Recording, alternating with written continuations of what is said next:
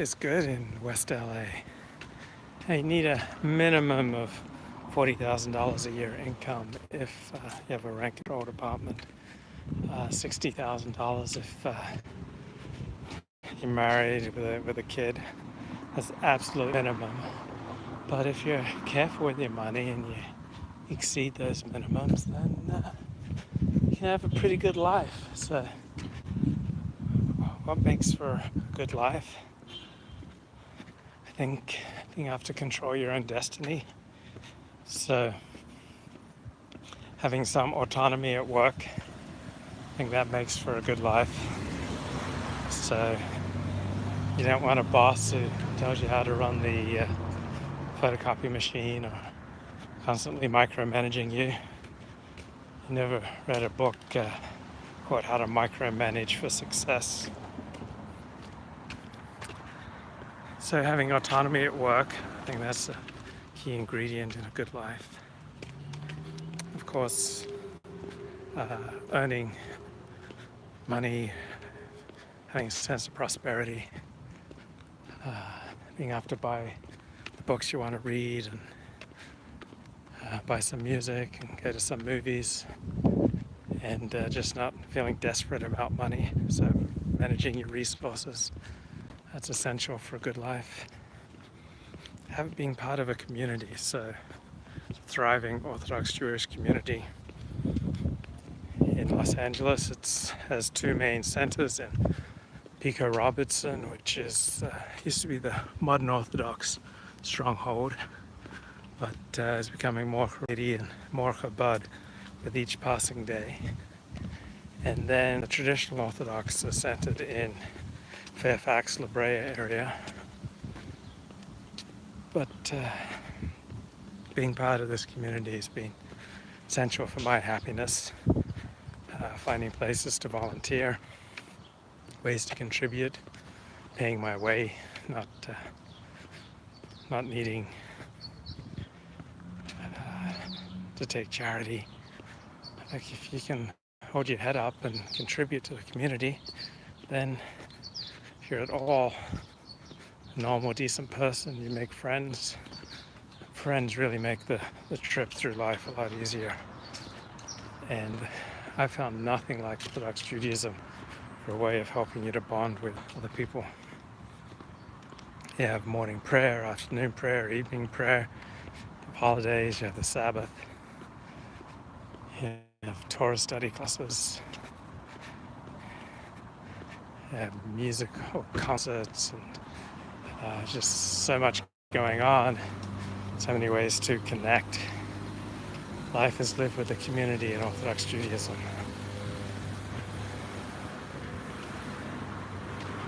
And then one thing that's really helped my happiness level is and Doctor in the chat says I should make a series on helping people convert to Judaism. One thing that's really helped my happiness level is that created a life where I never had a commute longer than about 20 minutes. So I've always tried to design my life so that I miss rush hour traffic if at all possible. So I really don't like fighting my way through traffic. I don't like being vulnerable to problems on the road. Like the less you can control in your life, the less that you can sway your life, the more unhappy you tend to be. So it's always been really important to me to create a life where I can avoid needless aggravation of a micromanaging boss, or being vulnerable to commutes. And Josh says my streams are secretly about getting people to convert to Judaism. That's funny.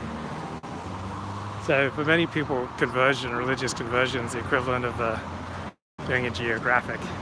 Like having to change religions will change your place in life. Jesus Christ. So far more people die as pedestrians than in cars in Los Angeles. You can see that there. So I'm going by the La Cienega Park, City of Beverly Hills. So life is pretty sweet in West LA. Generally speaking, you're surrounded by high earners, and high earners take care of their homes, take care of their cars, and create prosperous communities.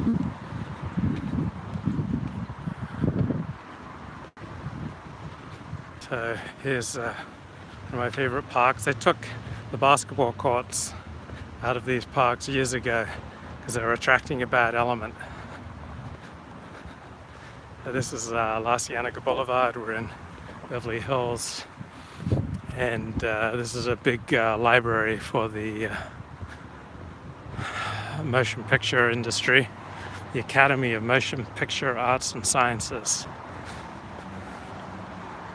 And you see this guy coming up on his scooter. That's become increasingly popular, people buying, renting these scooters, and that's how more and more people get around these days. But they usually don't work after sundown.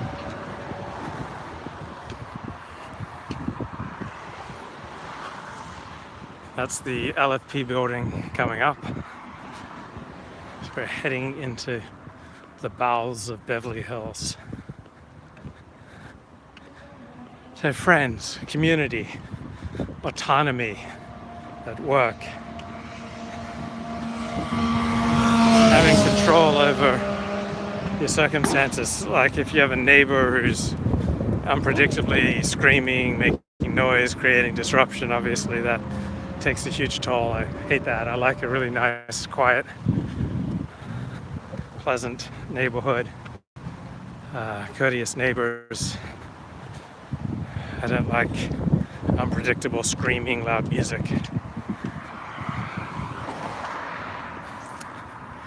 And then I love my freedom. I love the freedom to say what I want to say, make the streams I want to make.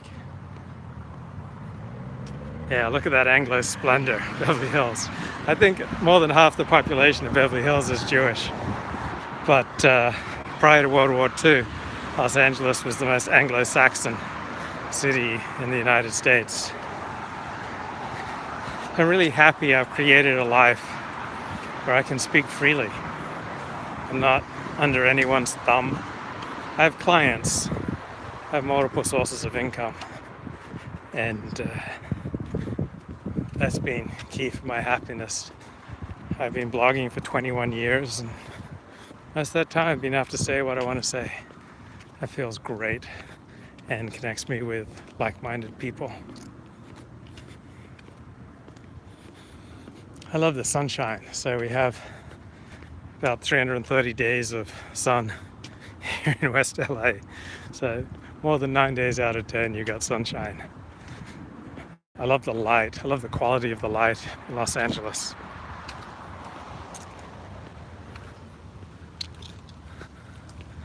Holly says she's worked for herself since 2009. She loves it. And you can have a lot of autonomy working for other people as well. Like sometimes that's like the best compromise. You can work for other people at times. I've had wonderful bosses.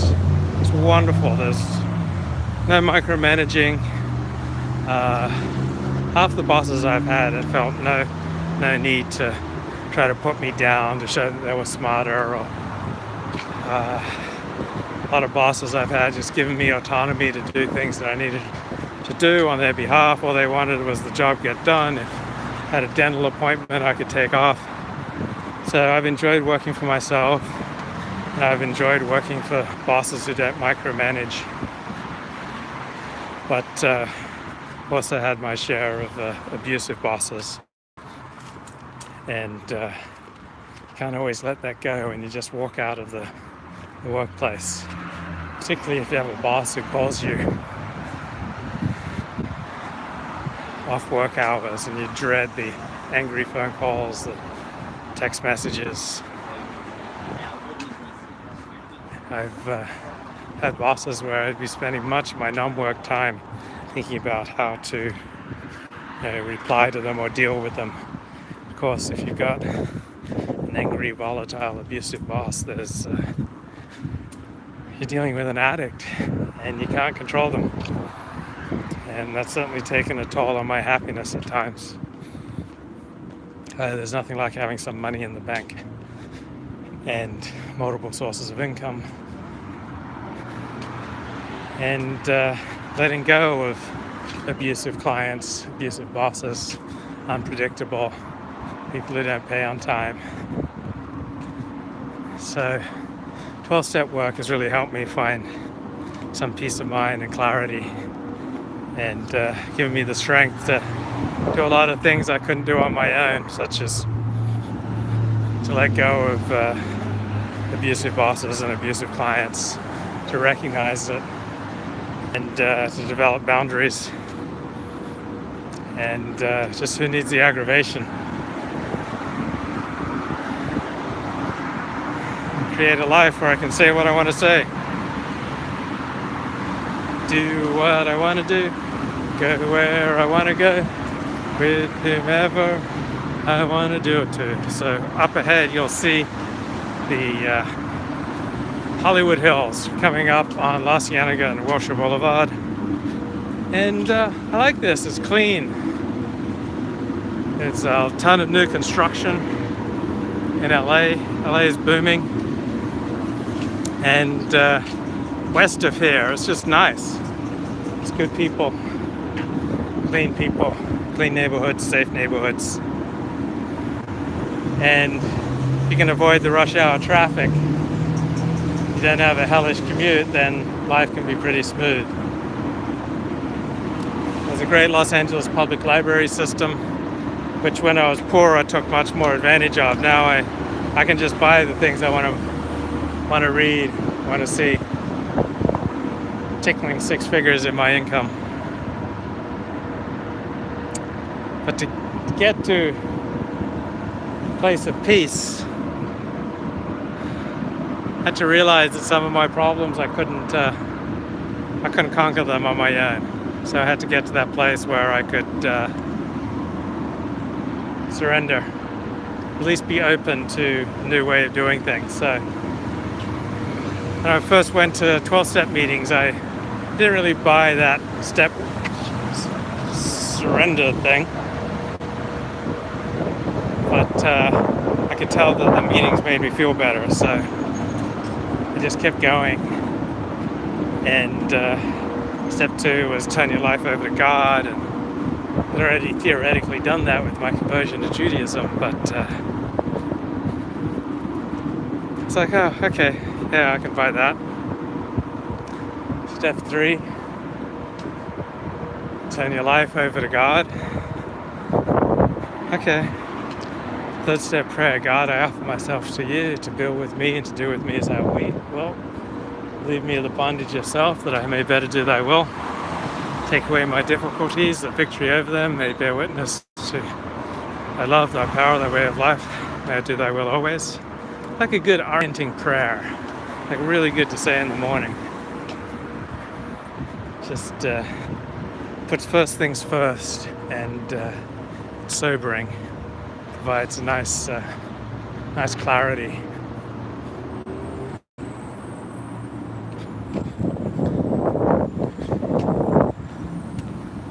It's only with the 4th step prayer that, not the 4th step prayer, the 4th step worksheets, that really started making progress. Okay. What the heck? Oh, there it is.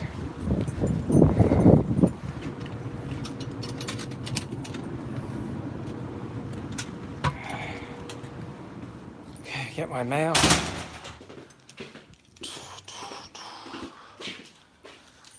Had a mailbox here for 20 years. Okay, so what do I got?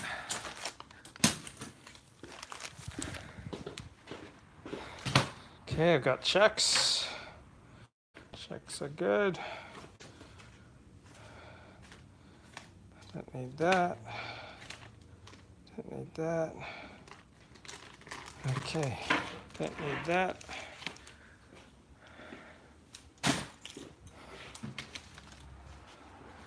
Okay, money's good. Checks are good.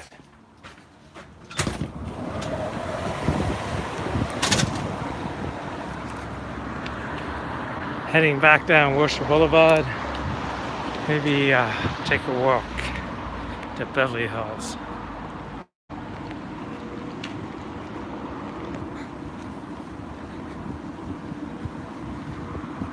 So, fourth step, make a complete and fearless moral inventory.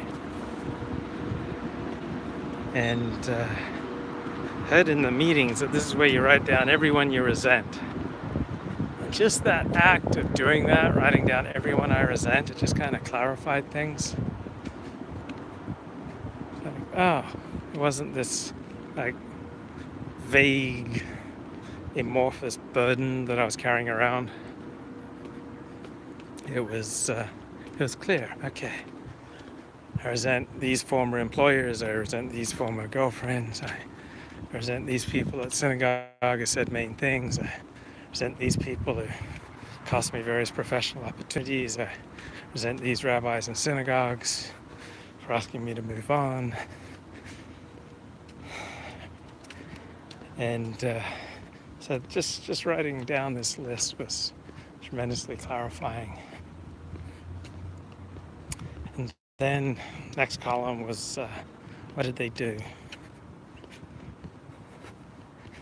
And again, it just kind of narrowed the resentment. So it wasn't really who they were as a totality, it was specific things that they did. So I realized we're all a mixed bag.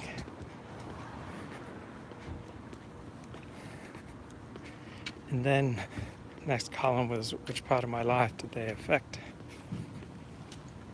And with each column you see my resentment's narrowing and narrowing. It's becoming increasingly clear and not carrying around an amorphous burden of rage and resentment. So what part of my life did they affect? My self-esteem? Do they humiliate me in front of other people? You notice that people in the second half of life rarely do this. It's something that kids do and teenagers, but by the time people reach their 20s, certainly by their 30s, they very rarely humiliate others publicly. I mean, the most exceptional of circumstances. How you doing? Fine, how are you? Good.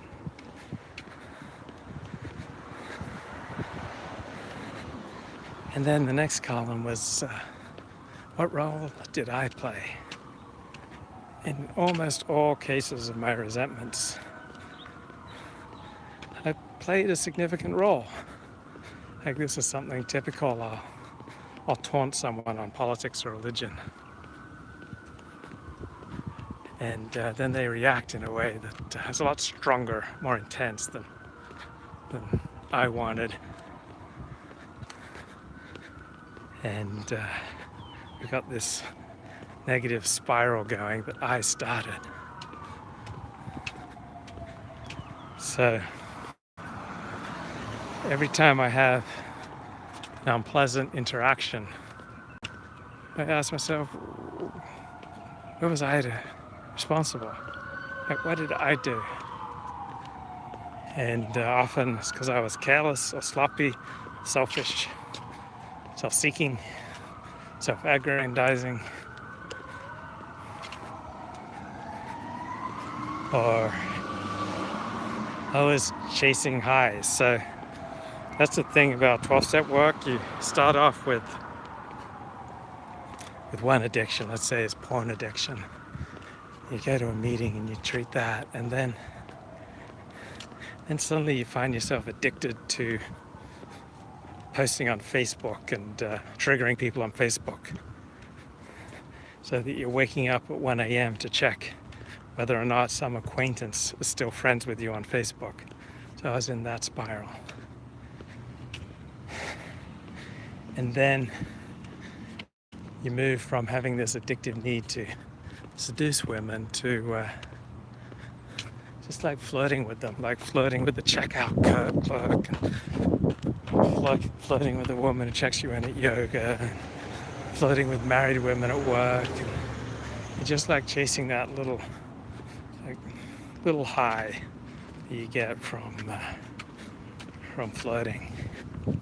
So it's not as bad as like seducing, right? But you're still chasing a high. You're still attention seeking because you just don't feel enough on your own. Just standing on your own 2 feet, particularly when life's a little bit difficult. You just don't feel enough on your own. So you want to escape your state by, say, eating or watching sports or triggering someone in an argument or telling an off-color joke to get attention, or like, what are the things that you do to make yourself feel okay when just being yourself is not enough? So for me, that's like tuning out to Netflix or attention whoring on social media.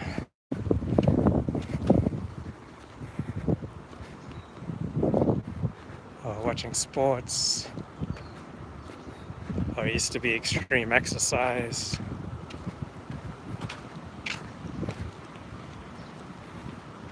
Okay, let's put this down.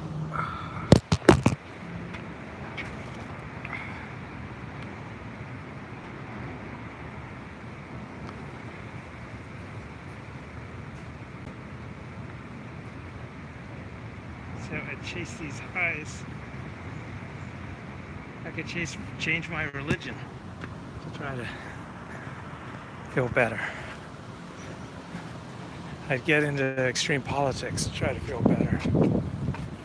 I don't want to walk behind anyone, so I'll retrace my steps.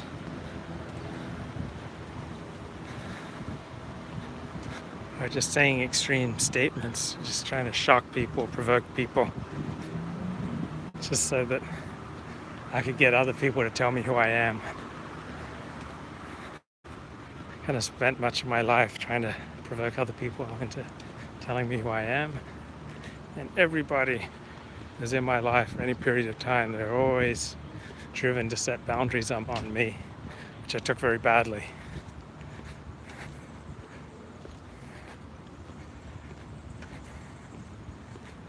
And probably lash out and get into a negative spiral. So Al-Anon I found is the best program for learning to get along with other people. One of the things they teach you, if you can't control other people, concentrate on taking care of yourself, and when it comes to others, help moderately, but don't get over involved. In therapy sometimes I'd be talking incessantly about a friend, just really had no bearing on my own well-being, because often I found it more exciting and interesting to get hyper involved in the lives of other people rather than cleaning my side of the street. Luke is a seeker of attention, and he does it so frightfully well, says Claire. So yeah, got a history of wanting to rescue people, just get over involved in their business, because it's so much easier than focusing on earning a good living myself and finding a woman to marry and establishing an honorable position for myself in the community, or doing substantive, meaning volunteering work. I just want to get involved in drama because it's exciting and it distracted me from my own loneliness. Another thing I learned in Al-Anon was never make a suggestion to somebody more than once. Just make that one suggestion and let it go. That was helpful because even though my own life is not some sterling example of masculinity, I've often felt that I had the answers to other people's problems, and just constantly give suggestions and badger people. I love those purple flowers. Remind me of what's that called? That flower, purple flower. It's the name of the yearbook at Avondale College where I grew up.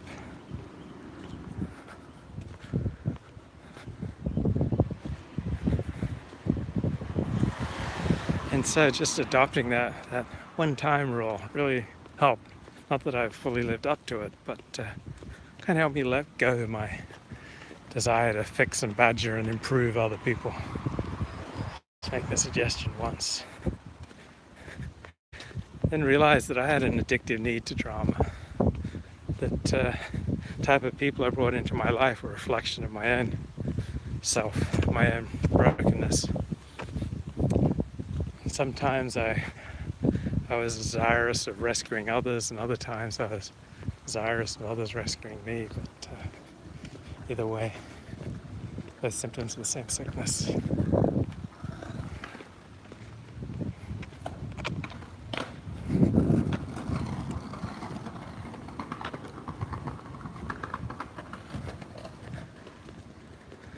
So I used to work in landscaping, and I love that you can grow anything you want here in LA. You almost never have frost. I used to work in landscaping in the Sacramento area. It's a fairly harsh Mediterranean climate. The winters were cold, dark, and wet. Summers were blistering hot. It'd be over 100 degrees for 30, 40 days in a row. And longed to come to LA. I think I've longed for LA since around 1977, or first went to Disneyland, 78. And Los Angeles seemed like a Disneyland, because even in Australia, of course, we're heavily affected by American popular culture, which primarily comes from Los Angeles. Just the palm trees and the sun, and just seems semi-tropical and lush, and anything's possible here. You can achieve your dreams here. Then in 1982, MTV came out, and loved MTV, all the music videos, all the pretty girls, and it's like, oh, I want to move to LA. It's where I can make my dreams come true. I remember standing out in the parking lot with the guys, and they'd be talking about how loose the women were in LA, and it's like, oh yeah, I want to get to LA, man. This is where I can make it happen. So LA's been a fantasy destination of mine specifically since at least 1982. Big city, big entertainment industry, suited to my talents. Surely I'll make it big in LA.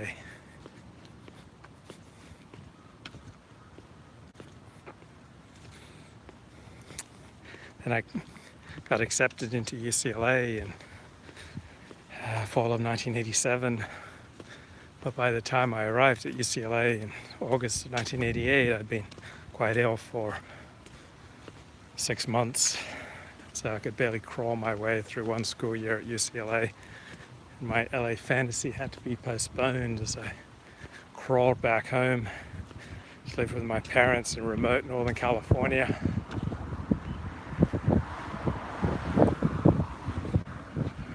And I recovered my health in early 1994, then made plans to move back to LA. It's been an exciting city.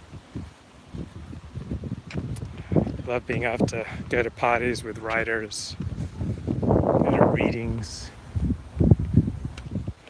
When you're a writer, you want to be around other writers. It helps to be in the big city.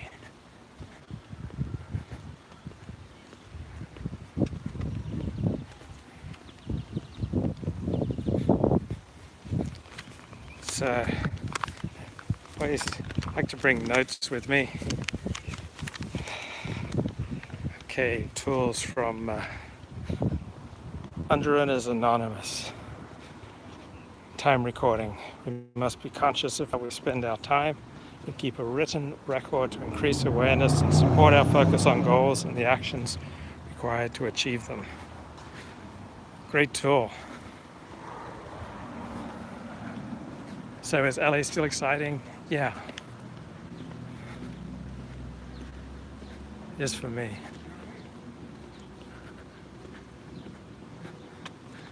Because it's where I can be with fellow writers. Okay. Almost big enough community that all the specialists that I want to talk to or hang out with, they're in LA. Go to shul, and my friends they're writers, they're movie directors, they're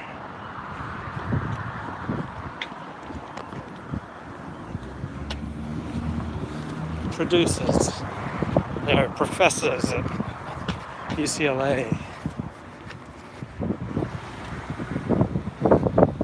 There's an elite here in West LA that I like being invited to their dinner parties.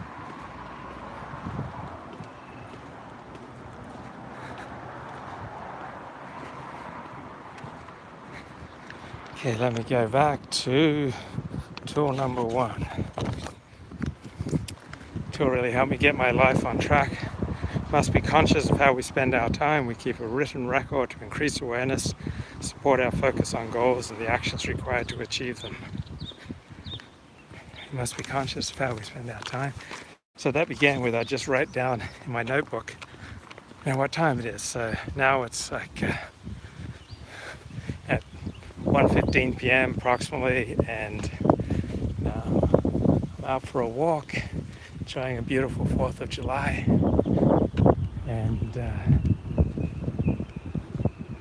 streaming my thoughts on recovery, life in luxurious Los Angeles. And what are my goals for today? I want to learn more about Voice Meter Banana. I want to review JF's video on how to look and sound like a pro on YouTube. I want to increase my understanding of this technology to improve the audio quality of my streams. Maybe I'll investigate how to do a green screen.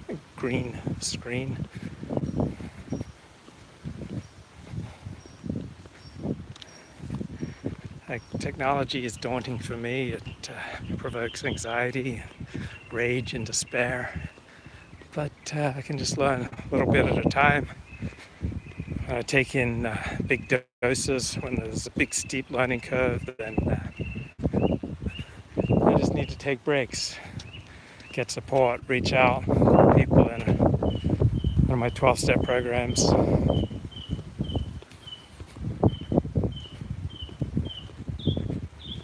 Okay. Keep a written record to increase awareness. Yeah, writing things down. So The Artist's Way, did you ever read that book, The Artist's Way by Julia Cameron? I believe she was, inspired by 12-step work. And just writing down those morning pages be really helpful. Just pour everything out of your head. It kind of clears your thinking and your feeling, and it also gives you an impetus to work ahead on a project, an essay.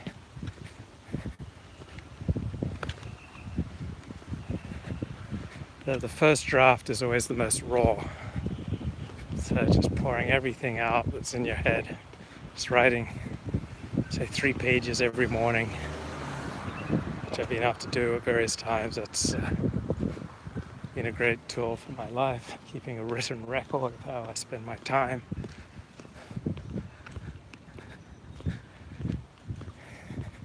So even on the 4th of July, I have goals. I wanted to do some streaming, I wanted to do some walking, be social later, get together with friends, learn some technology.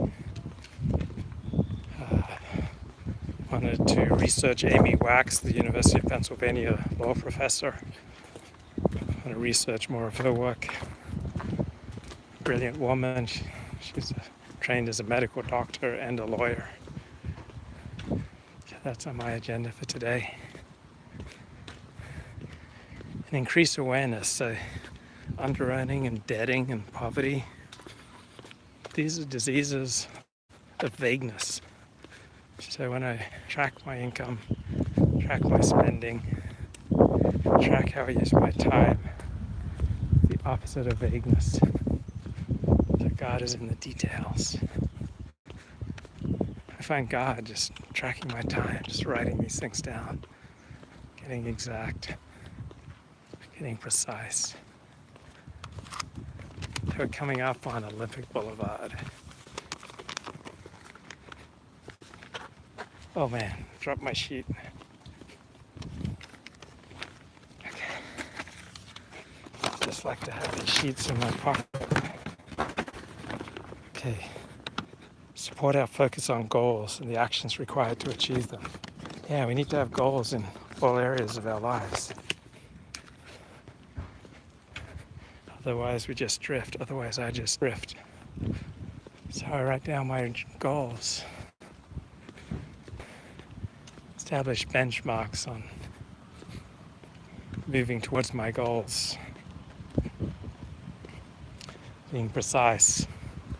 So I don't just drift away. I had a therapist on and off for 10 years. I remember her saying to me, hate to see you lose your life in grand delusions. A lot of my dreams and goals and aspirations just strike my therapist as unrealistic because I wasn't doing anything to move towards them. I like to dream, but I wasn't doing the hard work. And the hard work often just seemed too much. So I had to chunk it down. So I need to do more work on my goals pages. My therapist, my sponsor, my key program has dropped out of sight. So I need to get a new sponsor. I'm on step 9, making amends. So it's time for me to take action, find a new sponsor. Haven't really had a sponsor the past 3 months. So I haven't made a lot of progress in my step 9. But I took action on that today. Made a call to someone who I very well think could sponsor me. And just take over in step 9 and bring me through steps 9, 10, 11, and 12. And then I can pass on what's been so freely given to me. I had a friend who tried to make it through these lanes of traffic here without a light, and got broadsided. His car got totaled. So he got out of his lane. It's just not worth it. So there are 3 lanes of traffic going both ways. 6 lanes total that you have to pass successfully. Just too many variables to keep track of.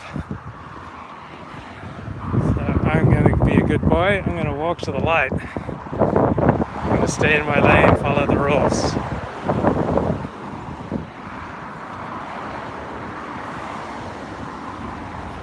And I love living here. It's beautiful.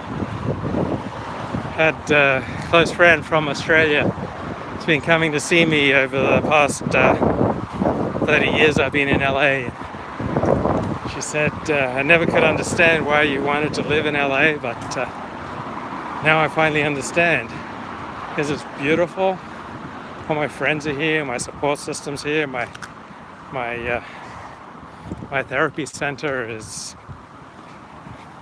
just a couple of miles behind me. Like right within walking distance. Haven't been in psychotherapy for about 3 years, but it's there if I need it. Pretty much all my 12-step programs are meeting within 5-6 miles of here.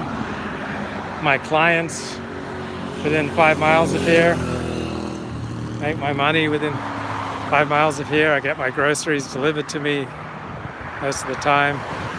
But if I need kosher food, it's all around here. There are 100 Orthodox synagogues within walking distance of here. My friends are within a mile or 2 of here. Everything I need is right here. Okay, let's run. Let's run for it. Okay. Okay, back to the tools. So time recording, that's number one. We must be conscious of how we spend our time. Okay, so for example, that means in my first 2.5 hours of the day, I don't take in any news. Like the morning's the rudder of the day, so I avoid news.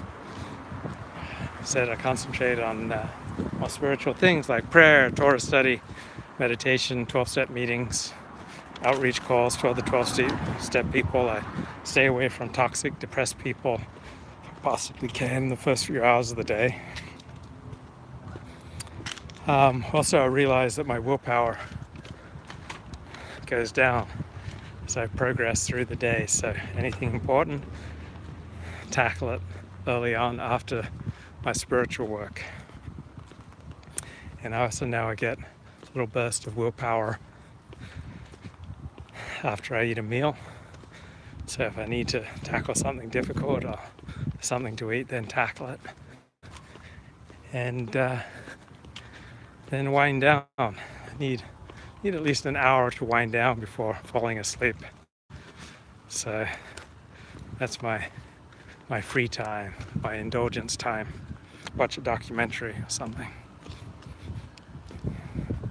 Meetings. We attend meetings regularly to share our experience, strength, and hope to help ourselves and others recover from underrunning. So most of the meetings that I attend these days are over the phone.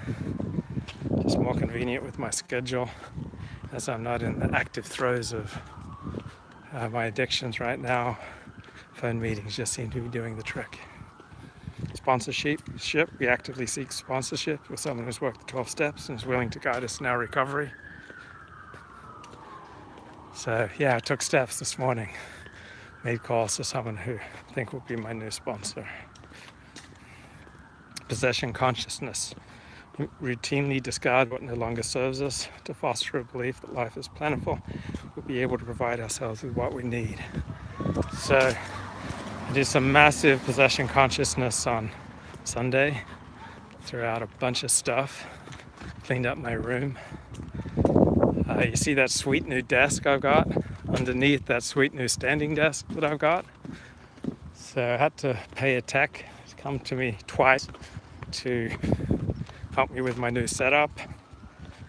In the course of setting up a new space, threw out a lot of old stuff. Yeah, it feels good. It just feels so much lighter when I discard things that no longer serve me. I found some shirts that women told me they didn't like, so I just threw them out. Then I got female input on what shirts I should buy, such as the polo shirt that I'm wearing now. So got that. Sidewalk is in disarray. Yeah, a lot of slip and fall accidents in LA. Sidewalks are frequently in disarray. I got a lot of new shirts for my fancy new streaming, new desks, new mic. Now I know had so much anxiety about learning how to use my sound amplifier, but I plugged it into my $400 mic, and then I mastered the basics of voice meter banana already. It only took me a couple of hours. Was it yesterday afternoon? I believe so, and I got the basics. Now I'll do some more work, watch some more videos on how to use voice meter banana. So the temperature is about 75 degrees Celsius, and that's pretty typical. So we have maybe 20 days a year where it gets over 90 degrees, and we have probably fewer than 20 days a year where it doesn't get above 60 degrees. Rarely have a frost, so very rarely it would get into the 30s. So this is the most temperate climate in the world. I love it. Love the sun. But we're going to have a massive heat wave. Friday and Saturday are going to be 100 degrees. So 100-degree days, fewer than 10 a year.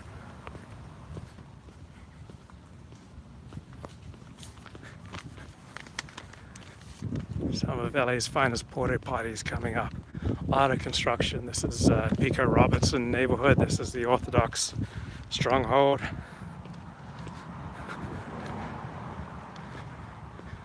So when I walk, I've always inherited this habit from my father. If I'm not listening to something, I like to just have notes where I can read a sentence or two to mull over. So a lot of this going on in this neighborhood.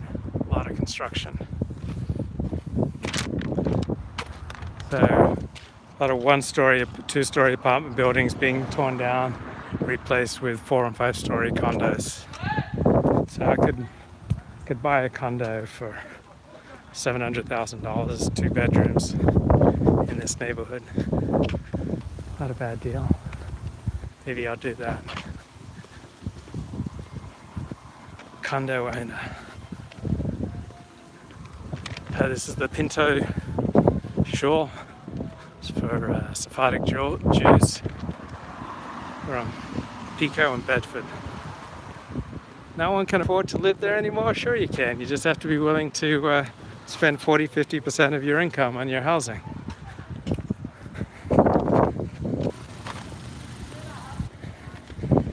So there's rent control, so a lot of people have been in their place for 10 plus years and they pay bupkis. Pay very little.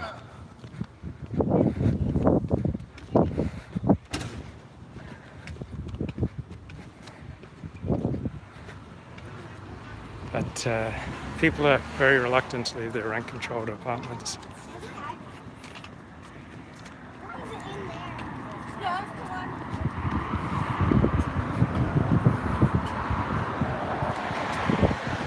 So if you're a couple with a kid, $60,000 absolute minimum.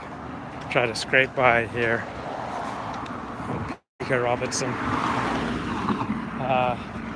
So if you want to be modern Orthodox, absolute minimum 6 figures. You're a couple with a kid. Probably $120,000 household income a year to be modern Orthodox in this neighborhood. But you could get by half that amount of money if you're a Chabad. So there are a lot more people who'd like to be modern Orthodox if they could only afford it. So those who can't afford it, they go to Chabad.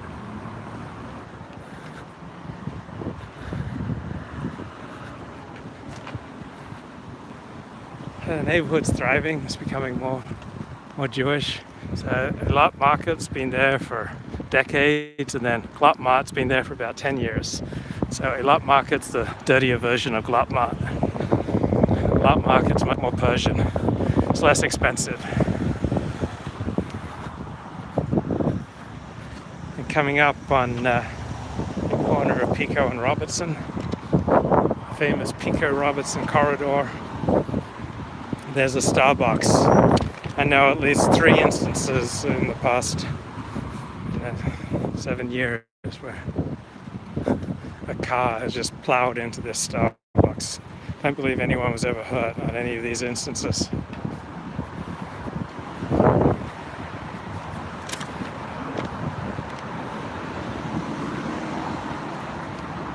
So yeah, a lot of people buy homes to flip because in a Jewish neighborhood, prices aren't going to go down more than 10%. Okay, when there was a global financial crisis in 2008, real estate prices in this neighborhood went down about 10%. That's it.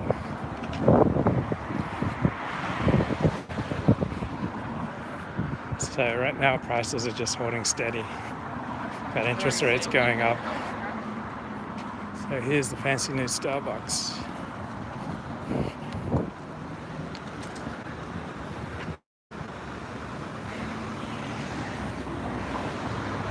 So the 10 freeway is about a mile down that way. And the ocean's about 10 miles that way.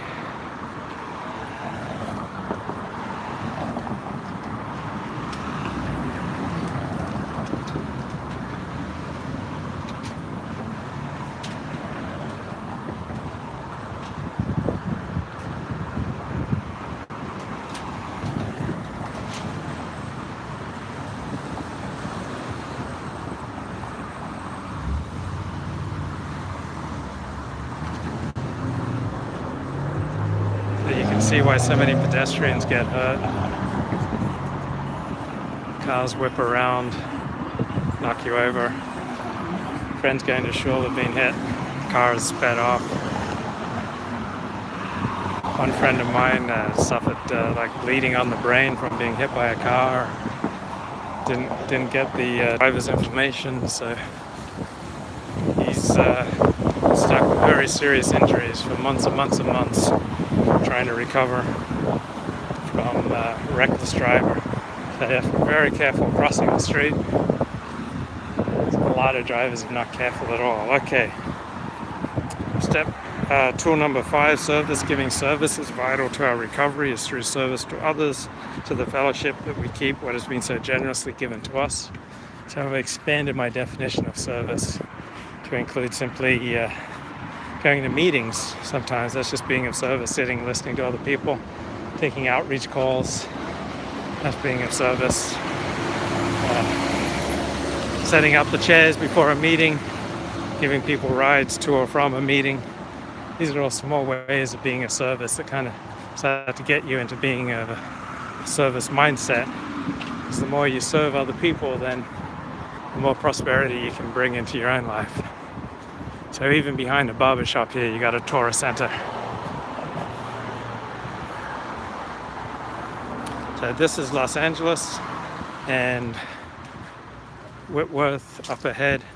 That is the southernmost border of Beverly Hills. So we are about 12 miles from downtown Los Angeles.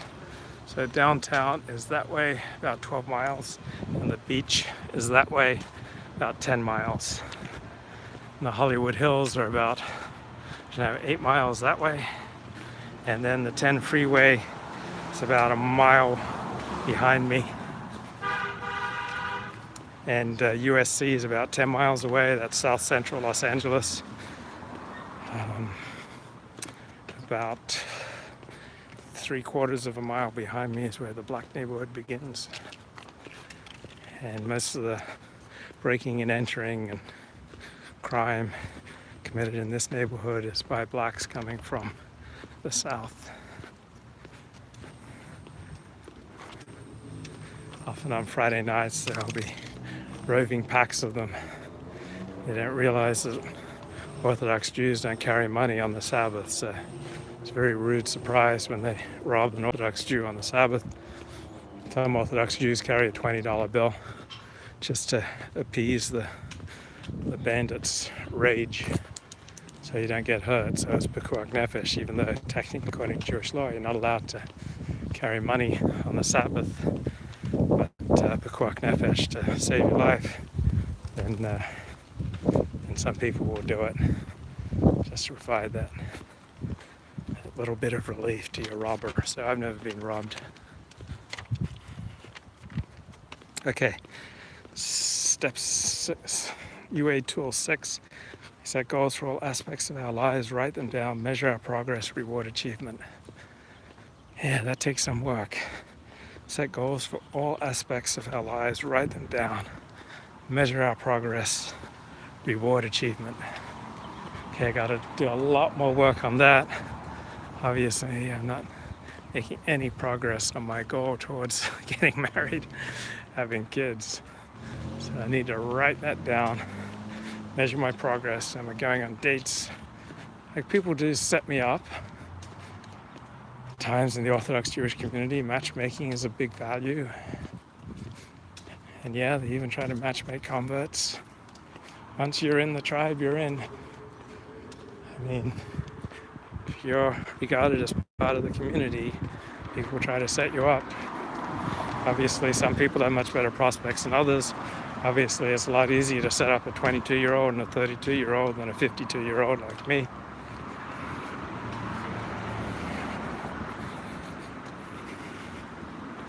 So that's the Kabbalah Center. A friend who used to go to the Kabbalah Center, but not my thing. But there it is. That's Beverly Hills. This is Whitworth, and this separates LA on this side from Beverly Hills on that side. That's Robertson Boulevard. Go down there where all the celebrity shops are.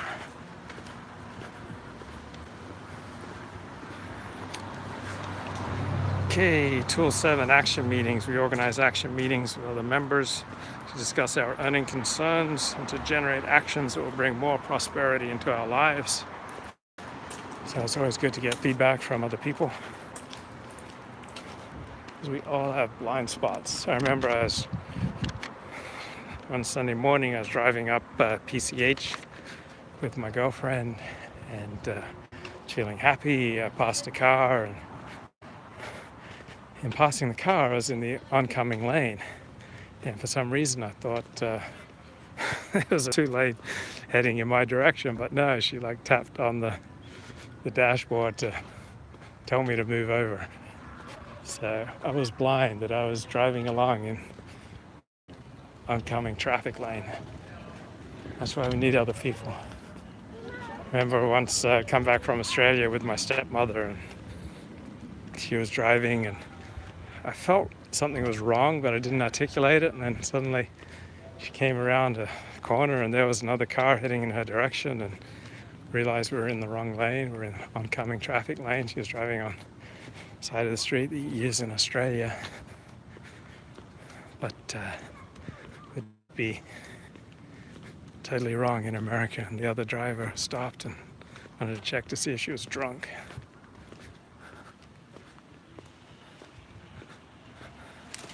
That was scary.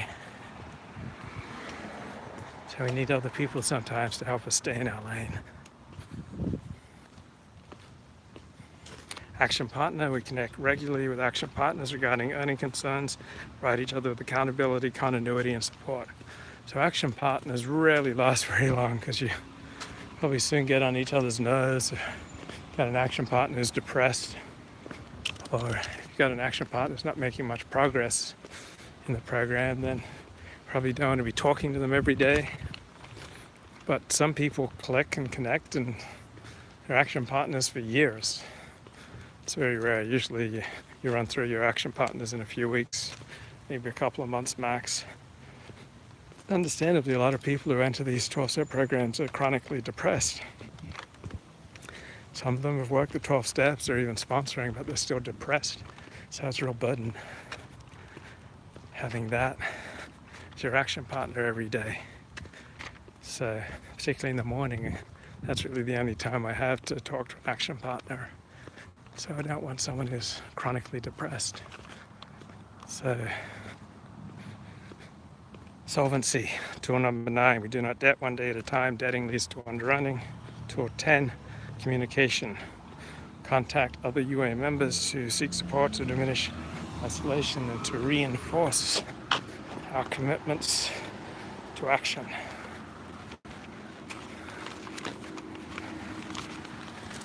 Bye-bye.